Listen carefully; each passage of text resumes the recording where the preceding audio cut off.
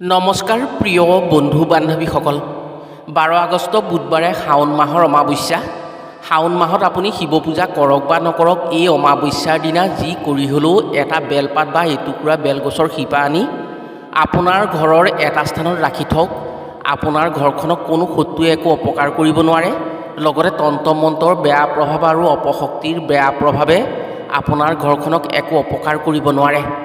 শাওণ মাহৰ অমাৱস্যাৰ দিনা যিখন ঘৰত বা যিজন ব্যক্তিয়ে এই কাম কৰে তেওঁৰ ক্ষেত্ৰত মহাদেৱৰ বিশেষ কৃপা থাকে, যাৰ ফলত মহাদেৱৰ শক্তিৰ দ্বাৰা তন্ত্ৰ মন্ত্ৰৰ কুপ্ৰভাৱ আৰু অপশক্তিৰ কুপ্ৰভাৱে আপোনাৰ ঘৰখনক একো ক্ষতি কৰিব নোৱাৰে। শিৱ হৈছে ভূতনাথ। ভূত প্ৰেত তন্ত্ৰ মন্ত্ৰ অপশক্তি সকলোবোৰ ক্ষেত্ৰত শিৱক গুৰু মনা হয়। সেয়েহে এনে শক্তিৰ পৰা ৰক্ষা পাবলৈ শিৱৰ নাম স্মৰণ কৰাৰ কথা শাস্ত্ৰত উল্লেখ আছে। চতুৰ্দশী ৰাতি বা অমাৱস্যাৰ ৰাতি শিৱ পূজাৰ বিশেষ মহত্ব আছে। আপোনাৰ যিকোনো আশা পূৰণ কৰিবলৈ যদি শাওণ মাহৰ অমাৱস্যাত বিশেষ কেইটামান বস্তু শিৱলিংগত আগবঢ়াব পাৰে, তেনে শিৱ শক্তিৰ দ্বাৰা যিকোনো সমস্যাৰ পৰা ৰক্ষা পোৱাৰ লগতে যিকোনো আশা সঁচালৈ পৰিণত হয়। আজিৰ ভিডিঅ'ত আমি আপোনাক জনাম শাওণ মাহৰ অমাৱস্যাত শিৱলিংগত কি কি বস্তু অৰ্পণ কৰিলে আশা পূৰণ হয়। লগতে এইদিনা বেলপাত আৰু বেলগছৰ শিপাৰে কি উপায় কৰি ঘৰত ৰাখিব পাৰিলে বা নিজৰ লগত ৰাখিব পাৰিলে শত্ৰু অপশক্তি তন্ত্ৰ মন্ত্ৰৰ কুপ্ৰভাৱে একো ক্ষতি কৰিব নোৱাৰে। শিৱ শক্তিৰ দ্বাৰা সেই ব্যক্তি বা সেইখন ঘৰ সদায় সুৰক্ষিত হৈ থাকে। শাওণ মাহৰ অমাৱস্যাত কি কি নিয়ম মানিব লাগে আৰু এইদিনা কি গছ ঘৰত ৰোপণ কৰি ৰাখিব পাৰিলে মহাদেৱৰ শুভ দৃষ্টিৰ ফলত ঘৰত ধনৰ বৰষুণ হয়। গতিকে আপুনি শিৱ পূজা কৰক বা নকৰক, কিন্তু ঘৰখন যদি সদায় সুৰক্ষিত হৈ থকাটো বিচাৰে আৰু শত্ৰু অপশক্তি তন্ত্ৰ মন্ত্ৰৰ কুপ্ৰভাৱৰ পৰা যদি নিজকে বচাই ৰাখিব বিচাৰে, তেনে আজিৰ ভিডিঅ'টো আপোনাৰ বাবে অতি লাগতিয়াল ভিডিঅ'। অহা বুধবাৰে শাওণ মাহৰ অমাৱস্যা। ভিডিঅ'টো যদি সম্পূৰ্ণকৈ চাব পাৰে তেনে আপোনাৰ যিকোনো সমস্যাৰ পৰা মুক্তি পোৱাৰ লগতে শত্ৰু অপশক্তি তন্ত্ৰ মন্ত্ৰৰ কুপ্ৰভাৱৰ পৰা সুৰক্ষিত হৈ উপকৃত হোৱাৰ সুযোগ পাব। প্ৰিয় বন্ধু বান্ধৱীসকল, কথাসমূহ কোৱাৰ আগতেই আপোনাক এটি সৰু অনুৰোধ জনাওঁ। ভিডিঅ'টো যদি ভাল পায় তেনে এটা লাইক কৰাৰ লগতে কমেণ্ট বক্সত হৰ হৰ মহাদেৱ বুলি লিখিবলৈ কেতিয়াও নাপাহৰিব। আৰু যদি আমাৰ চেনেললৈ প্ৰথম আহিছে তেনে চেনেলটো ছাবস্ক্ৰাইব কৰাৰ লগতে অন্য 10জনে উপকৃত হোৱাকৈ ভিডিঅ'টো শ্বেয়াৰ কৰিবলৈ অনুৰোধ জনালোঁ। শাওণ মাহত শিৱ শক্তিৰ জাগ্ৰত হৈ থাকে। চতুৰ্দশী আৰু অমাৱস্যা হৈছে শিৱ পূজাৰ অতি উত্তম দিন। শাওণ মাহৰ অমাৱস্যা সাধাৰণ অমাৱস্যা নহয়। এই অমাৱস্যাৰ দিনা শিৱলিংগ জাগ্ৰত হৈ থাকে। যদি এইদিনা শিৱলিংগত সমস্যা অনুসৰি কিছুমান বিশেষ বস্তু অৰ্পণ কৰে, শিৱ শক্তিৰ দ্বাৰা আপুনি উপকৃত হ'ব পাৰিব। এই কথা আমি কোৱা কথা নহয়, এই কথা বিভিন্ন শাস্ত্ৰই মত পোষণ কৰা কথাহে। এইদিনা শিৱলিংগত অৰ্পণ কৰা বস্তুৰ দ্বাৰা শিৱ শক্তিৰ জাগ্ৰত হৈ মনৰ আশা সঁচা হয়।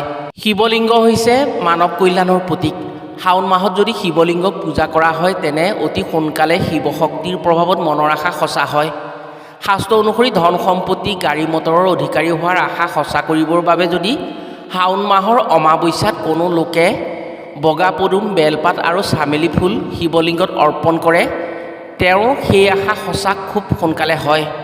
শিৱ শক্তিৰ প্ৰভাৱত তেওঁ ধন সম্পদৰ গৰাকী হৈ মনৰ আশা পূৰণ কৰিব পাৰে আৰু তেওঁৰ ভাগ্যলৈ পৰিৱৰ্তন আহে। অঘোৰ চতুৰ্দশীত বা অমাৱস্যাত যি লোকে শিৱক ভক্তি কৰি শিৱলিংগক চাফ চিকুণ কৰে, ধূপ দীপ আগবঢ়াব পাৰে, তেওঁৰ জীৱনৰ পৰা অন্ধকাৰ আঁতৰি পোহৰৰ বাট মুকলি হয়। শাওণ মাহৰ অমাৱস্যাৰ দিনা যদি শিৱলিংগৰ ওচৰত ঘিউ বন্তি জ্বলাব পাৰে তেনে সেই ব্যক্তিৰ মান সন্মান বৃদ্ধি হয়, লগতে তেওঁ সকলোৰে প্ৰিয়ভাজন হ'ব পাৰে। তেওঁক দেখিলে মানুহে শত্ৰুতা কৰিব নোৱাৰে, তেওঁৰ শত্ৰু নাশ হয়। তেওঁৰ গাত সন্মোহনী শক্তি আহে শিৱ শক্তিৰ দ্বাৰা আৰু সেই শক্তিৰ দ্বাৰা সকলোকে মোহিত কৰিব পাৰে। সেয়েহে শাওণ মাহৰ অমাৱস্যাৰ দিনা শিৱলিংগৰ পূজা কৰিলে বা শিৱ মন্দিৰলৈ গ'লে ঘিউ বন্তি জ্বলাব লাগে। যিজনে বিবাহৰ ক্ষেত্ৰত বাধা পাই থাকে, তেওঁ নিজৰ বিবাহৰ বাধা দূৰ কৰিব বিচাৰে বা নিজৰ মনে বিচৰা প্ৰাৰ্থী পাবলৈ মনতে আশা কৰে, তেওঁ যদি শাওণ মাহৰ অমাৱস্যাৰ দিনা বেলফুল আৰু বেলপাত মহাদেৱৰ শিৱলিংগত অৰ্পণ কৰি মনৰ কথা জনায়, তেনে সেই ব্যক্তিৰ আশা সঁচা হয়। শাওণ মাহৰ অমাৱস্যাৰ দিনা কৰা এই কামৰ ফলত বিবাহৰ ক্ষেত্ৰত থকা বাধাসমূহ দূৰ হৈ যালৈ আশা কৰি শিৱলিংগত শাওণ মাহৰ অমাৱস্যাৰ দিনা বেলফুল আৰু বেলপাত অৰ্পণ কৰা হয়, তেওঁৰ সৈতে মিলনত শিৱশক্তিৰ প্ৰভাৱত সঁচা হয়। এই কামৰ ফলত অবিবাহিত লোকৰ মনৰ আশা সঁচা হৈ সুখ শান্তি লাভ কৰিব পাৰে। বহু অবিবাহিত লোকে শিৱ মন্দিৰলৈ গৈ মনৰ আশা পূৰণৰ বাবে পূজা প্ৰাৰ্থনা কৰা দেখা যায়। যদি এনে কোনো অবিবাহিত লোকে শাওণ মাহৰ অমাৱস্যাৰ দিনা শিৱলিংগত বেলফুল আৰু বেলপাত অৰ্পণ কৰি মনৰ সঁচা কথা প্ৰকাশ কৰে, শিৱশক্তিৰ প্ৰভাৱত তেওঁলোকৰ মিলনত কোনেও বাধা দি ৰাখিব নোৱাৰে। শিৱ হৈছে সকলো সুখৰ অধিকাৰী। যি লোকে শাওণ মাহৰ অমাৱস্যাত শিৱলিংগত বগা পদুমেৰে পূজা কৰে, তেওঁৰ জীৱনত সৰ্বপ্ৰকাৰে সুখ শান্তি লাভ কৰিব পাৰে। সেই ব্যক্তিৰ জীৱনত সৰ্বপ্ৰকাৰে সুখ শান্তি অটুট থাকে। তেওঁৰ জীৱনত কোনোদিন বেয়া নহয়। তেওঁৱেই আটাইতকৈ জীৱনত সুখী হ'ব পাৰে শিৱশক্তিৰ দ্বাৰা। যদি শাওণ মাহৰ অমাৱস্যাৰ দিনা শিৱলিংগত চাউল অৰ্পণ কৰা হয়, তেনে শত্ৰু নাশ হয় আৰু শিৱশক্তিৰ প্ৰভাৱত সদায় শত্ৰুমুক্ত হৈ থাকিব পাৰে। যি ব্যক্তিৰ শত্ৰু বেছি, শত্ৰুৰ শত্ৰুতাই আমনি কৰি থাকে, সেই ব্যক্তিয়ে যদি শাওণ মাহৰ অমাৱস্যাৰ দিনা শিৱলিংগত চাউল অৰ্পণ কৰে, তেনে সেই ব্যক্তিৰ ক্ষেত্ৰত শত্ৰু নাশ হৈ পৰিব।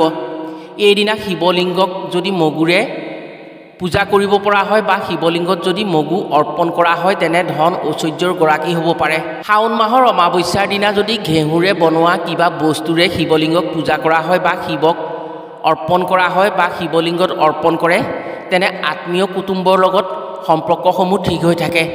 যদি কাৰোবাৰ ঘৰত গৃহকন্দল লাগি থাকে, ঘৰত পতি পত্নীৰ মাজত সঘনাই বিবাদ লাগি থাকে, তেনে ব্যক্তিয়ে যদি ঘেঁহুৰে বনোৱা কিবা বস্তু শিৱলিংগত অৰ্পণ কৰে শাওণ মাহৰ অমাৱস্যাৰ দিনা বা শিৱ ভগৱানৰ ওচৰত আগবঢ়াব পাৰে, তেনে সেই ব্যক্তিৰ ক্ষেত্ৰত সেই সমস্যাৰ অন্ত পৰে। পঞ্চামৃতেৰে যদি শাওণ মাহৰ শিৱলিংগক পূজা কৰা হয়, তেনে জীৱনত শ্ৰেষ্ঠ সংগী লাভ কৰি সুখ শান্তি লাভ কৰিব পাৰে। শাওণ মাহৰ অমাৱস্যাৰ অতি মহত্ব আছে। অমাৱস্যাৰ ৰাতি অতি অন্ধকাৰ হয়, চন্দ্ৰ সম্পূৰ্ণৰূপে অদৃশ্য হৈ থাকে। অমাৱস্যাৰ ৰাতি অপশক্তি আৰু তন্ত্ৰমন্ত্ৰৰ প্ৰভাৱ অতি শক্তিশালী হয়। সেয়েহে শাওণ মাহৰ অমাৱস্যাত প্ৰতিখন ঘৰতেই কিছুমান কাম কৰি ৰাখিব লাগে। এই দিনটোত ৰোপণ কৰা বেলগছৰ শক্তি অত্যন্ত বেছি হয়। এইদিনা অৰ্থাৎ শাওণ মাহৰ অমাৱস্যাৰ দিনা ৰোপণ কৰা বেলগছ যাৰ ঘৰত থাকে, সেইখন ঘৰত শিৱশক্তি বিৰাজমান হৈ থাকে, যাৰ ফলত অপশক্তিৰ প্ৰভাৱে একো অপকাৰ কৰিব নোৱাৰে সেইখন ঘৰক। সেয়েহে শাওণ মাহৰ অমাৱস্যাৰ দিনা বহু মানুহেই নিজৰ ঘৰৰ উত্তৰ পূব দিশত বেলপুলি ৰোপণ কৰে।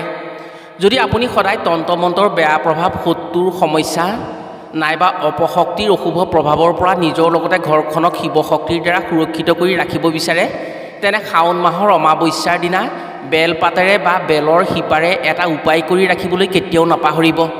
যদি আপুনি কৰি ৰাখিব পাৰে, তেনে জীৱনত এনে অশুভ শক্তিৰ দ্বাৰা বিপদত পৰাৰ ভয় একেবাৰে নাথাকিব। উপায়টো কৰাৰ কথা যদি ভাবে আপুনি, তেনে শাওণ মাহৰ অমাৱস্যাৰ দিনা সন্ধিয়াৰ আগে আগে স্নান কৰিব। স্নান কৰি শুদ্ধ বস্ত্ৰ পিন্ধি বেলগছৰ গুৰিত পানী ঢালি এগছি ঘিউ বন্তি জ্বলাব। বন্তি জ্বলাই ওম নমঃ শিৱায় মন্ত্ৰটি 3 বাৰ জপ কৰিব। 3টা হাত চাপৰি বজাই বেলগছৰ উত্তৰ দিশৰ পৰা 3টা পাতযুক্ত এটা বেলপাত বা উত্তৰ দিশৰ পৰা এটুকুৰা শিপা তুলি আনি আপুনি ঘৰত, গোসাঁই ঘৰত বা আপুনি য'ত পূজা প্ৰাৰ্থনা কৰে সেই স্থানত এটি ধাতুৰ পাত্ৰত শুদ্ধ পানী অথবা কেঁচা গাখীৰত সেই বেলপাত বা সেই বেলৰ শিপা টুকুৰা তিয়াই 108 বাৰ ওম নমঃ শিৱায় মন্ত্ৰটি উচ্চাৰণ কৰি ৰাতিটো তেনেকৈ সেই পাত্ৰতে বেলপাতটো বা সেই বেলৰ শিপাডাল থাকিবলৈ দিব। পিছদিনা ৰাতিপুৱা স্নান কৰি সেই পাত্ৰত থকা পানীখিনি নাইবা গাখীৰখিনি শিৱলিংগত ঢালি দিব আৰু বেলৰ পাতেৰে যদি উপায়টো কৰিছে, তেনে বেলপাতটো ঘৰলৈ লৈ আনিব আৰু শিপাৰে যদি উপায়টো কৰিছে, তেনে শিপাডাল ঘৰলৈ লৈ আনিব। যদি আপোনাৰ বাবে উপায়টো কৰিছে, তেনে বেলপাতটো আপুনি যিটো কোঠাত শুৱে সেই কোঠাটোৰ এটা ভাল স্থানত ৰাখি থ'ব। যদি ঘৰৰ বাবে কৰিছে, তেনে ঘৰখনৰ এটুকুৰা ভাল স্থানত সেই বেলপাতটো ৰাখিব। যদি শিপাৰে আপুনি সেই উপায়টো কৰিছে, তেনে সেই শিপা টুকুৰা আপুনি আপোনাৰ শৰীৰৰ সোঁহাতত ৰঙা বা ক'লা সূতাৰে বান্ধি ৰাখিব। শাওণ মাহৰ অমাৱস্যাৰ দিনা কৰা এই উপায়ৰ ফলত সেই বেলপাত বা বেলৰ শিপা যাৰ লগত থাকিব, তেওঁ সদায় মহাদেৱৰ শক্তিৰ দ্বাৰা সুৰক্ষিত হৈ থাকিব। তন্ত্ৰমন্ত্ৰৰ বেয়া প্ৰভাৱ, অপশক্তিৰ বেয়া নজৰ আৰু শত্ৰুৰ শত্ৰুতাই সেই ব্যক্তিক একো অপকাৰ কৰিব নোৱাৰে। সদায় সুৰক্ষিত হৈ থাকিব সেই ব্যক্তি। এই উপায় বহু মানুহে শাওণ মাহৰ অমাৱস্যাৰ দিনা কৰে। আপুনিও যদি কৰি ৰাখিব পাৰে, শিৱশক্তিৰ দ্বাৰা সদায় সুৰক্ষিত হৈ সুখী হ'ব পাৰিব। বন্ধু বান্ধৱীসকল, এইসমূহ কথা শাস্ত্ৰসন্মত কথা, এইসমূহ কথা সম্পূৰ্ণ প্ৰমাণিত কথা। যদি আপুনি শাওণ মাহৰ অমাৱস্যাৰ দিনাই এইসমূহ কাম কৰিব পাৰে বা শিৱলিংগত এইসমূহ বস্তু সমস্যা অনুসৰি অৰ্পণ কৰিব পাৰে, তেনে আপোনাৰ সেই সমস্যাৰ অন্ত পৰিব আৰু মনৰ আশা পূৰণ কৰিব পাৰিব। শিৱশক্তিৰ দ্বাৰা আপুনি সদায় সুৰক্ষিত হৈ থাকিব পাৰিব। আশা কৰিছোঁ এইসমূহ কাম শাওণ মাহৰ অমাৱস্যাৰ দিনা কৰি নিশ্চয় উপকৃত হ'ব পাৰিব। আজিলৈ ভিডিঅ'টো ইমানতে সামৰিছোঁ। পুনৰ অন্য এটি ভিডিঅ'ৰ জৰিয়তে লগ পোৱাৰ আশাৰে আজিলৈ আহোঁ। সকলো ভালে থাকক, সুস্থ থাকক। ধন্যবাদ।